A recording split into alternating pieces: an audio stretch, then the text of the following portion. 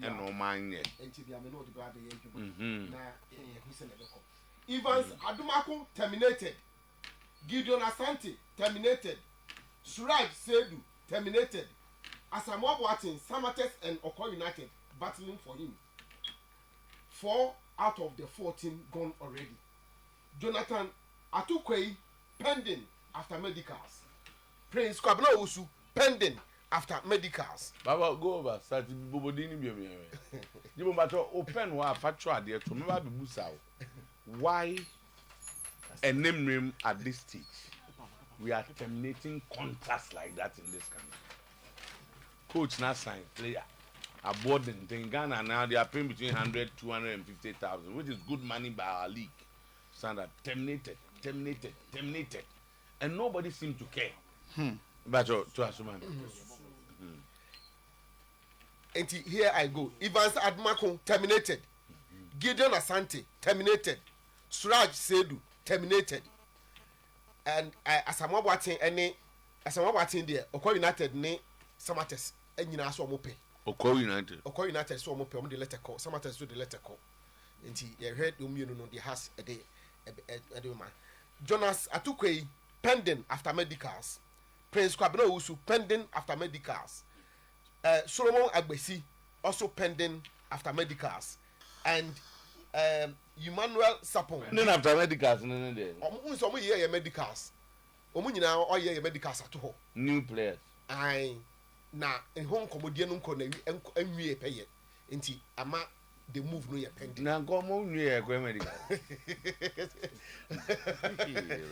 Emmanuel Sapon so the deal is off. Time I said can say Beckham hapa from Chelsea on the information I picking to say the deal no is off. And Ali Mohammed, free agent from Vision FC. Baba Adamu, Golden Cake, and Rashid Okai, back from loan. Into 3 way there. Resume ya no. Bibi Adamu. This is how the House of Folk transfer business is going. And also so no. IMC, Kotoko IMC, angry for the leakage of Agadas' intended move to the club. Experienced midfielder mix as his parent club is very reluctant to let him go for free. Tama, information I picking just say Kotoko IMC for the both papa. So I'm gonna Agadas akase sia anka almost inka onko sort of things out na omra. Na omu here experience e won finfiri hono for the Africa project no. Ombeti ane say at the radio so da bontia omo kama say say and never been an all sort aba. Em say contractual issues ka opese okonoko try the contract mo ho no buy as a free agent and go for them penana unso omo de ni kokoko loans bi ase anye ya do kolo en just empe and waba oba no it doesn't look like an ka no mbeto aso and ase ke bia kombe so mo ne to aso enti na Agadas no any kotokofo bon kon ese nkofo ka no omo mpebinti e no se ne koda kotwam din na kabra ka ba na afi no ye enti de mo ye obagia ni de ebe yo na de ndo maka ni nyina ato ho ebi e na ebe da abonten ama sisi de bufu kese pa omo bofu ba omo fizere ntina mankofo na nkama se ne ya sisi amankofo no enso so my reluctant omo se omo twa Agadas no cresa contract ni musa nti menyu nisa mimi mwa nisa onanya wona me blame but say Kotoko interest on Mudia. I said knowing that the club is not interested in him, why don't they contact them? Say I'm passing because Thomas Kasem no Lunis Kasem say on the Kotoko are paying 200,000 150 300,000 cedis or convert you might get some $10,000 along the line or 5,000 BB. Say I'm passing. They are not interested in him. Nasa Agadas never boy. When the ball currently, and will say he's good enough to help in the African campaign. You can as well contact them and ask Agadas and Fesika being called to get himself after the car. It's go for ye boy Europe, man. I'm saying this conversation. I'm saying there was an assurance. Say and Kobeti Makona. Football. Freedom now. No, I got so quite not going to Mr. Kramer. And that's not Arabs to the board. Only Muche. Don't underrate them. Okay. They had to give the South Africans some respect. because they are the defending champions and they were very nervous. Now, the pre-tournament favor has been wiped out after we lost to South Africa. We are focused because Mali will have to pray for the win. Kurt E.S. Okreku explains why the Black Queens lost to South Africa. Like I said, I think we have quality. I think that the pre-tournament fever would have been wiped out as a result of the first game. Obviously, there were some nerves going to your first game. A lot of these players are quite new to the WAFCON. You see players like Comfort and Co. or having their first stint at this level of the game. So once the first game is out of the way, I think that psychologically you'll be okay for the second game. And they knew they were playing against the defending champions. So obviously, again, they have to give them some amount of respect. But against Mali, who also lost, against Mali, who also have to play to win, I think that the game will be open, and that's where our quality will show. I'm happy that the girls are very focused, and we're all looking forward to this all-important game. Time auntie, maybe I say now my girls no, some they need anybody ma South Africa for because some no me. That guy boy no more be though. I didn't need any body and they come on so. Yeah. Okay, Captain. IGFA President Keto Kroko has expressed confidence in the working relationship between the Ghana Football Association and the Ministry of Youth and Sports, led by Minister Kofi Adams. According to Mr. Okreku, the collaboration between the two institutions is not only strong but also results-oriented. Itoto, asem na asema over the years. Yakan was a papa. The relationship between the ministry and the FA, the bond. At any point in time, Biana acquires a ministry, no. One baby.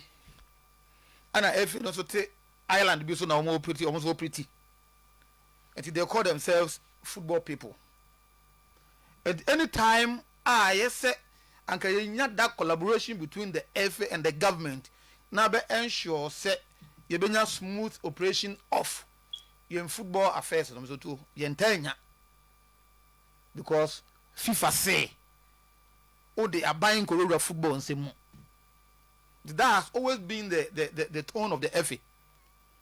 FIFA say are buying team Korea and say more. But we told them so if you come to our part of the world, if you go to England, Spain, any of these European countries are almost system is different from here there.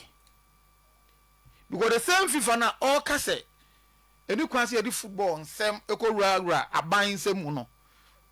The same football FIFA now recognizing government involvement in football. So do call the national team and the FIFA never catch us say there is a thin line.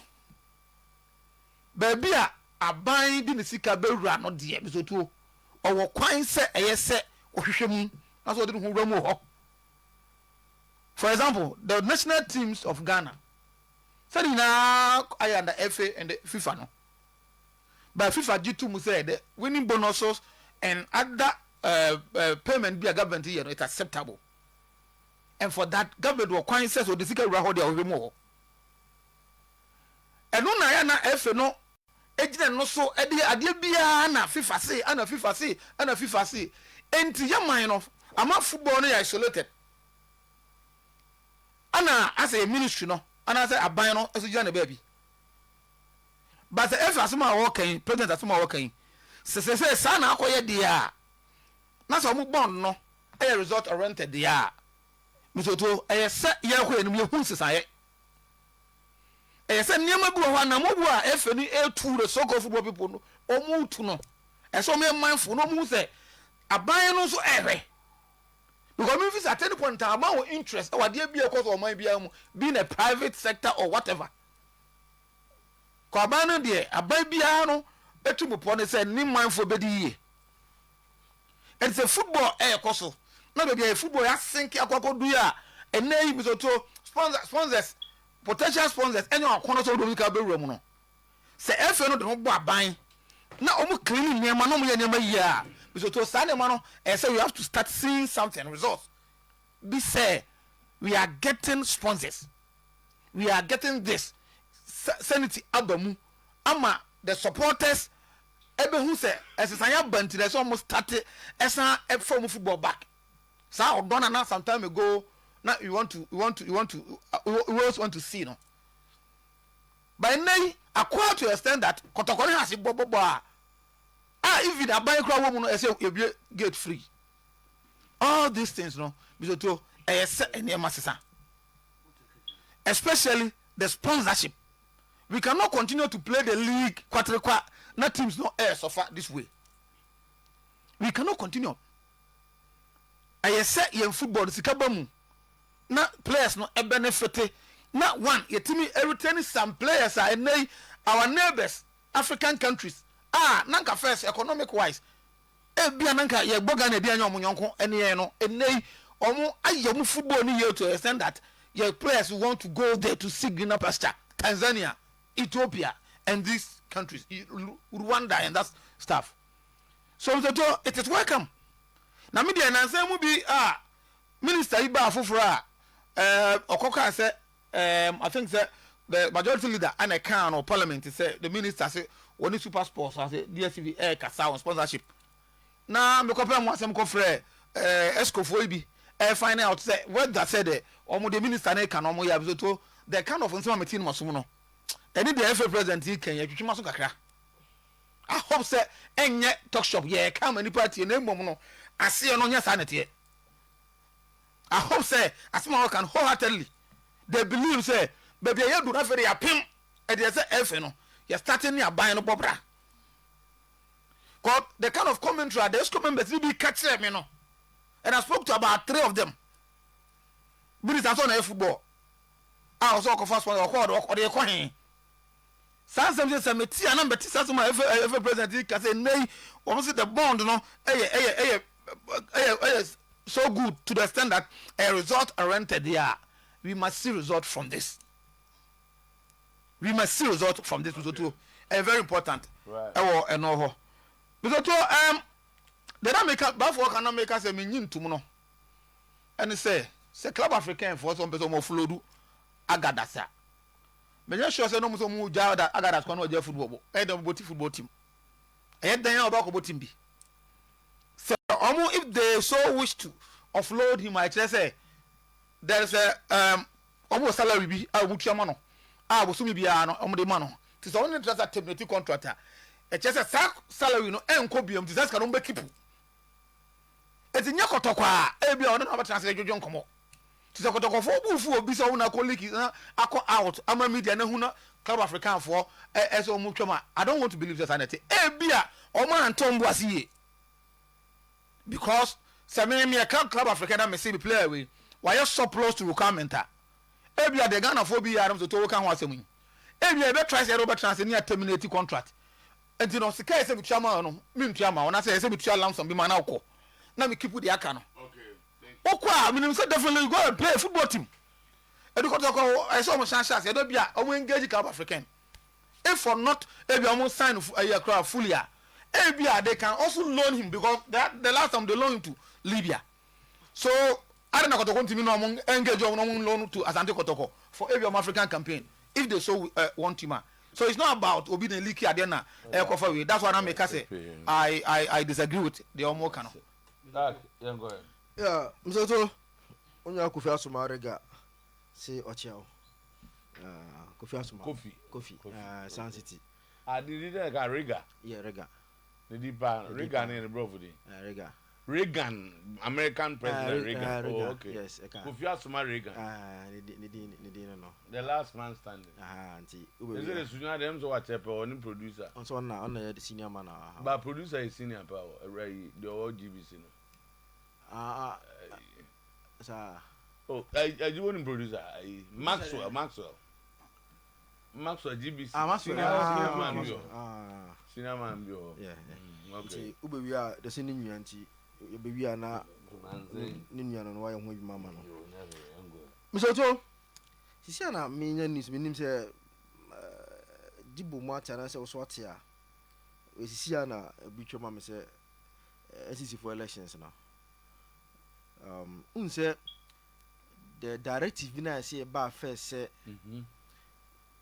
yem biom mpamiensa no kwa na beto no. I overturn it. There be a one basem say unse nansi e be ba say nka ya fro unse the call be akọ dem nya to come no.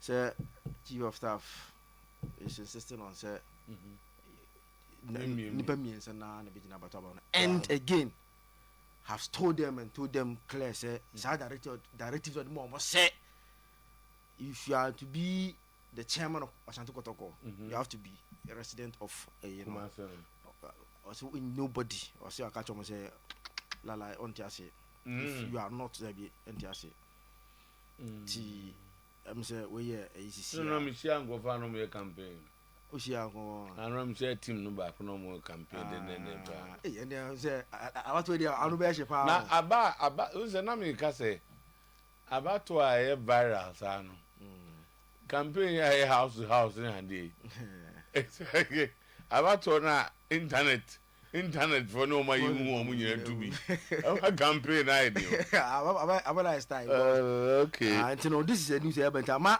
can we rely on this? Oh yeah okay yeah unse ndo pa me busa no ma frigi bo ho because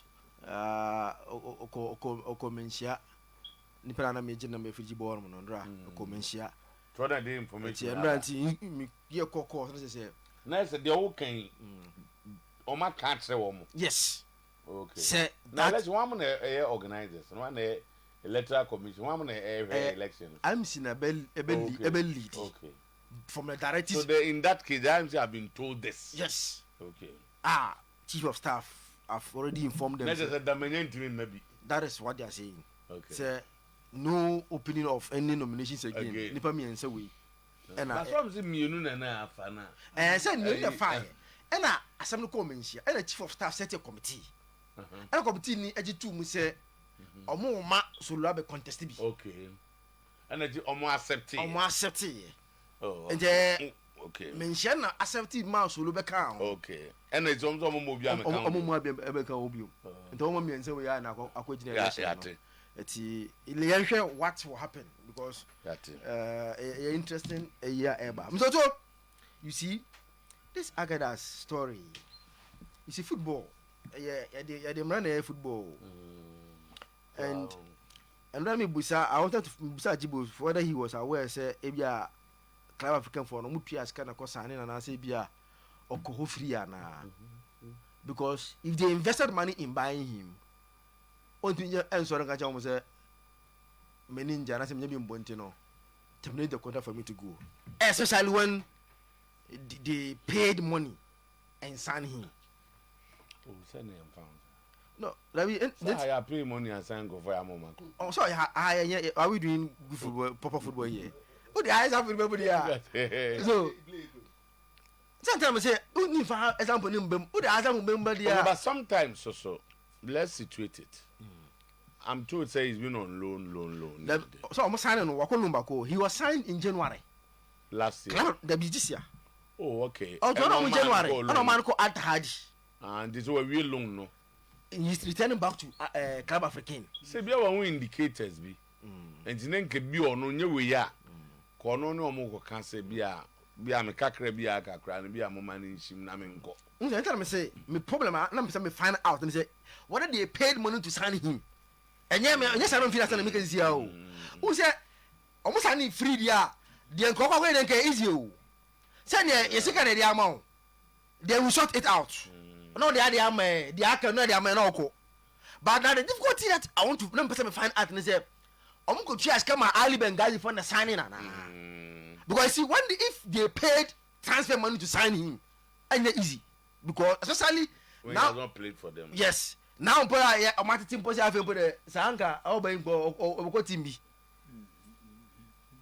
There will be shit. Sadi and go and be able to call them no more no enkasa. So okay, maybe if they can pay a cra to offset your share cry aba near Yamuako. It will be very interesting. And so behind him say if Club African Echo Sani play from Ali Benghazi an easy money a bear figure I bear almost $100,000 as money an easy money. Sa almost had if Okosani player from Ali Benghazi, the money will be huge. Okay. But you see, I understand Agadas' frustration. Last season, Oko alone no, unsa honom no, only league stars type you and maybe in all he only 30 matches. And just say be on board do no ambo you. Unsa mo honom no league ni senam koso yie. Omo ha na you organize play of B to get a team of Africa. And to Oko honom no, within that time period no, only 30 matches. Ali Benghazi, he didn't play up to 10 league games because on league in koso o Libya ho. It means that you waste a lot of years and as a period without playing active football, which will affect you. It's the portion now. Yes, he's earning money. Instead of salary, he's taking good money. But I say, ball on Kwaso, and the player is training to play football. And he understand why maybe and Club African no. Last season, I qualify Anko Africa. I come to the league, and I'm some the 4th or 5th. And I'm say trainer, I'm say 5th or so. I qualify Anko Africa. And meaning whether is accepting say only bimbo because it's a big club in Tunisia. And he there also you say you go and fight for position or after Muko preseason, you go and train with them, fight and get your position and play. But maybe the life in Tunisia and I say team no. Maybe I think you're comfortable and those things, you know. Let's see, but a very difficult task, especially. And yet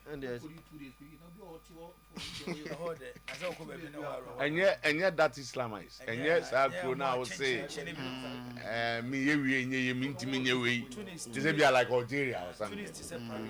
What's that? Only a liberals, I think that's the point is making. You can go to the other talk of everything. Oh, okay. So let's see how it is. So now who can say me about Ghanaian clubs? They come out to terminate. Because if the money that they spend in buying these players, you know, it's what kind of checks and money before they buy these players? Because you see, elsewhere, even players that they don't want, and then Obia is a non-function United Sancho on Peno. I can 1 year contract. But still, they are trying to say they can get within 20 million euros before Juventus Senka. Oh, dear, Monje. Emphaticus. Oh, Peno. But young friend who sound to say Branian, young terminate contract. No, freezer. No, don't do such a thing. You understand? You see, but yeah, you know, Obi Baya and a Yampel. You see the number of players that Sharia work as a 14 say, you flow do we say, Sanatia. It's a place. I'm so busy to call in 2 weeks, I'm on flow 45. Oh, yeah, Bedu. Oh, Bedu.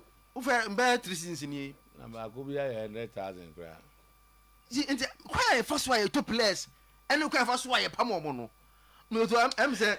It's something we have to the finance for football. No, I know. There's on them. That's on them. Who's a no in the quiet omunim. But see, any omunim. They no finance for any musa. They are not in it. It's a question.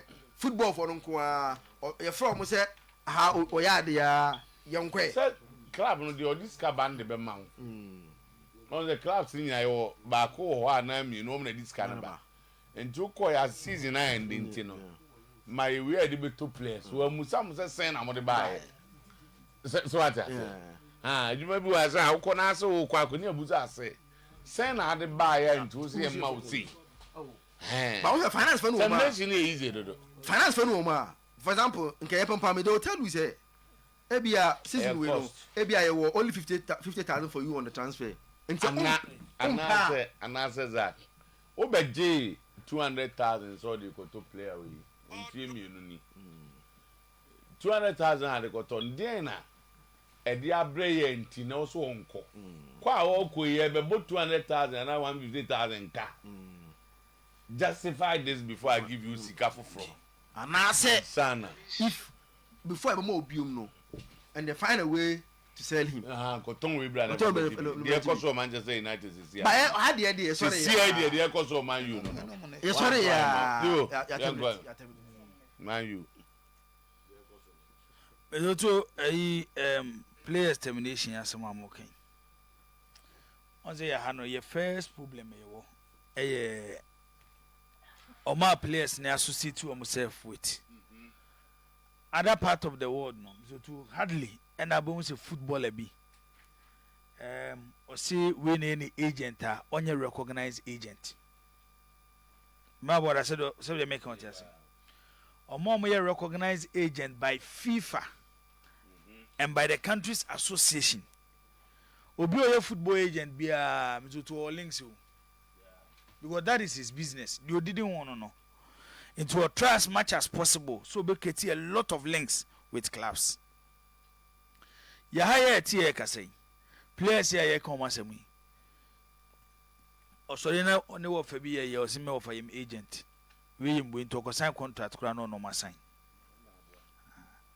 Or for no sign contract you to fee.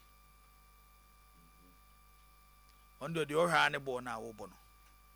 But how you are even progressing, because agent in the interest in the player now, no, it is a player no club no. I'm so to full say even the club is not helping the player in development. Or engage club no, a dientia, me player no money mobi, ada mum penana, se mum penin dia, then I will look for another option. Born ye din kofobi na you. Yadin kofo bi na ye tinye se osore ya football house we yem agent na odi echi no eno kan wo bi na akofa sa anwoma na ba no because say memeti yi mizoto bi ko negotiate my player na msi player na yem agent links do say na my building say even in times of difficulties metinye move me player out from the club and na me club ne betina se akasa say because onya game time tino e be say me de ko club foforo.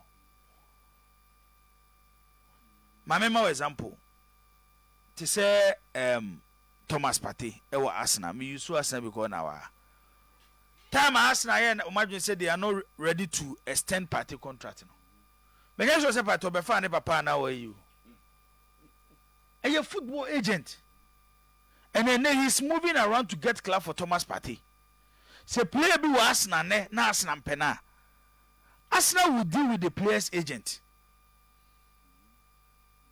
But here had there was to entesa. It's a man about a problem, the amenti. You're sorry, yes, you trap player contract him. And I always say, woman say, you're quite contract to a players in one echo. Elsewhere, Obeso cancel player contractor. You communicate through his agent. And we should start doing that. So let's advise our players. Engage professionals because the agent they say it's a player's choice. The club should deal with, and the football association here. Players not tenure maybe and nuntina obini player bitwamunde. Adechana or chocho ana or kasa. Efa emponiema esisi ni nyina di clubs na anyam mejitu musa ha batenka otiase say we have a mutual termination, no public statement. Agents na odi na anim no na betu no so ukobie wa no enhia ye nyina atwam so don't ntina. I think that is the call. Yeah, but me point in say the all can nyina metiase, but when a player want to have an agent, it becomes the player's choice.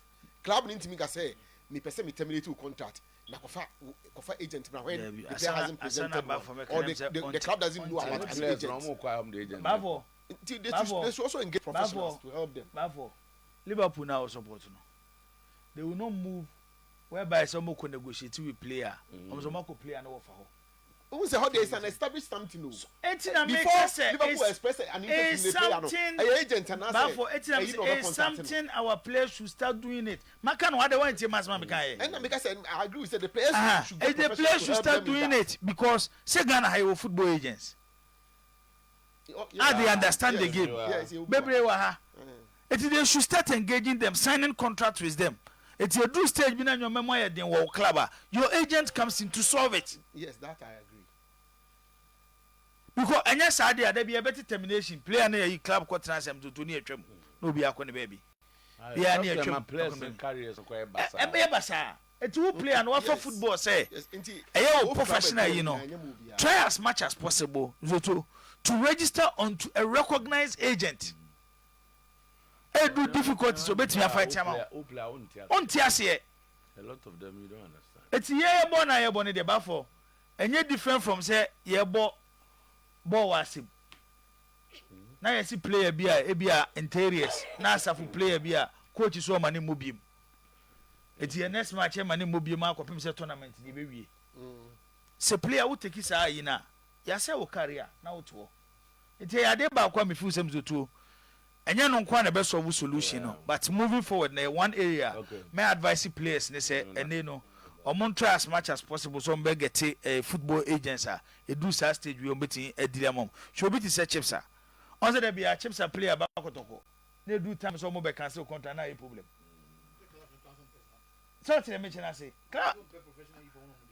more clubs no you have to deal with professionals so tell me chena say and enye easy say o fa chips players say ma terminate the contract no ati ase ama because player no me to so on form no ba no catch you say terminate me contract na me say me ko botim foforo on ti ase da so tell me chena say ayi Agadas asem no be ma wada kakra bi na mawie ma din komo kakra bi na komo ne say opportunity ho no me ma din komo ayo komo ne say mtutu on say ye wo prebi wo ho a yetimi manage kura ma atimi de bobo to a point bi a ebi e plan omo decide afi de operate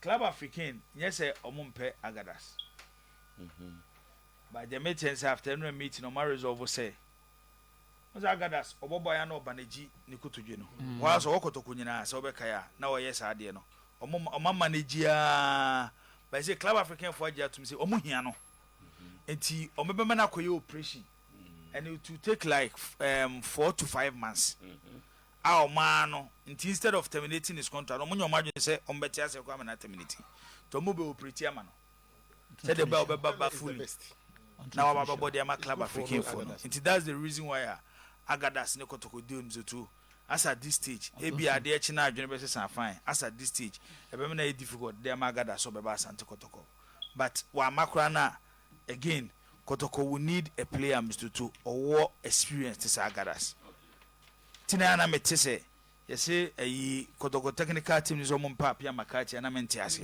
oko asa Agadas ye Club African bet master ati kotoko ayo mzoto omuntu Club African omuntu start kotoko for tapping up there want me the money any evidence okay now tie go on kotoko ni ala wa montie oh pictures I'm for the kaka na o go bi go koto hatanga ye go abas African one say me adi we am there so player ya obo didi African card material brofu bia na mu use be can nekata mu ache machi what you say long term planning o ye long term planning dey do be konso ho instant dey do be ko long no en in effects atom ka brofu no wi a ye se jute ka wa ti aja chire bunu mu a ye street sense ne de ba o mfa say brofu so te na brofu o mu ka enya djuma o mu ka o mu implementation ye ngu hwe na wo mu so instant and future dey do be ko future e dey do be ko future oh apia makati di let's say you tuma me akwam ne kasai as yem fa no instant no absorb na watwe da achi e da bi na na the morning football there na to be abene and then almost say abere nyina atwam yango so me dey kan say ya ka champion fo say dey ball na ye ball na no say ye da dwene wa ye ntiase ye dwe ball no wa ye ntiase enti omo start en ya go say be resume no ma o ball no mu bia o say pia bonten o say pia bonten because ball na da na lose match no ye da ye na kra ye da ye na o sa match no enti company fo so ma wunim say ewiase nsemu a na ye tete a ansa na batch we ba so no masa a chese bibi wom masa sabonuma e bata brobo hu na mpan wu hu say anyu no pacho so ni bonwa da bi senior man say mbisa say to twam dia na yiri fi bonwa e bata brabo ho ba ka say enyo ne mpa ngu brabo ho brabo na enyo no ba dia titi ya no pa san ya bebo ma chwe ni die na e be dead is say na tien die sa ma chwe die mpa fo nya ma chi ni kwam so mu wram mi hu die si ye ya san ku go we ba ye because that no one entiase eti e ka che mpa ni fo say machi about who need to say ya ni protocol di o ma share won na wasa no be ka mo so die no me so die mi hu ya mo share na me ka kotoko ni bia so ma share me dem ko gina chinye me so die mi hu ya e ma kotoko share me so mo bi nyima chinye sa na sie tata se tutu ye bowi e tutu me ka share referee ka je ma chi tu da bia no ko eno so tar dan wo je de mo ya eno so nko e ja ka je body for so omu team ge kube omu form committee ntam ta je be regime na ya hu de tuam anya se enta tamfofo man na ne kwaye to supporters will be antam tuku na me ade chapter na so bofo ayi behia man for chapter na chairman new chairman yeah na ya wo mo muska de ba kotoko go ya be show kotoko ahede first man ref ya wajo offside no ja park so no FIFA mra say o to ade bro no dabi wa offside no ba wo no park ni so no na outside you okay ma PSC ladi ne maame afie nyaako mbacho mso we dey we ngwande mso we ngwa talk to no ye say me na me ngonya asem the head of